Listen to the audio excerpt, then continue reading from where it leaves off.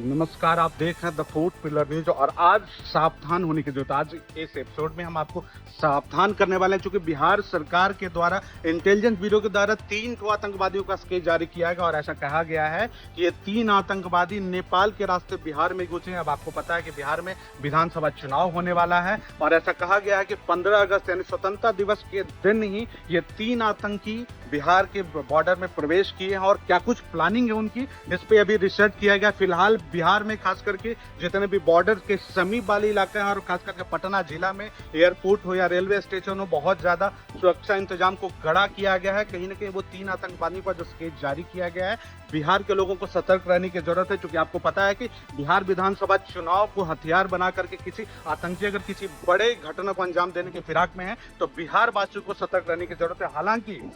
बिहार के एडीजी ने इस बात को क्लियर करते हुए कहा है कि ये जो 3 आतंकवादी के आने की जो भ्रामक खबर फैलाई गई है, ऐसा कुछ नहीं है। वो जो आतंकी थे वो काठमांडू के रास्ते सीधे मलेशिया को रवाना कर गए, लेकिन इस बात में कितनी सच्चाई है या सच में कोई बड़ी घटना बिहार के अंदर में घटने वाली है, लेकिन बिहार वासियों को थोड़ा सतर्क रहना होगा और बिहार सरकार को सुरक्षा के इंतजाम को पुख्ता करना होगा, मजबूत करना होगा, क्योंकि बिहार में विधानसभा चुनाव है। ये विपक्ष का भी चाल हो सकता है और कहीं ना कहीं आतंकी संगठनों का ये बहुत बड़ा साजिश हो सकता है कि तत्कालीन सरकार को कैसे बदनाम किया जाए और इसका बहुत बड़ा प्रभाव बिहार के विधानसभा चुनाव में पड़ सकता है। लेकिन सबसे बड़ी बात अगर सुरक्षा की दृष्टि से देखा जाए तो बिहार वासियों के लिए है, बिहार के मतदाताओं के लिए है और बिहार में रहने वाले वो तमाम लोगों के लिए है कि अगर 3 आतंकी अगर भेष बदल करके बिहार के बॉर्डर में घुसे हैं तो किस बड़ी घटना को अंजाम देने वाले हैं, क्या कुछ उनकी तैयारियां चल रही है और कब कौन सी घटना घटने वाली है। सामान्यतः जो घटनाएं घटती हैं वो बड़े मॉल में होती है, जो ज्यादा भीड़ भाड़ का इलाका होता है।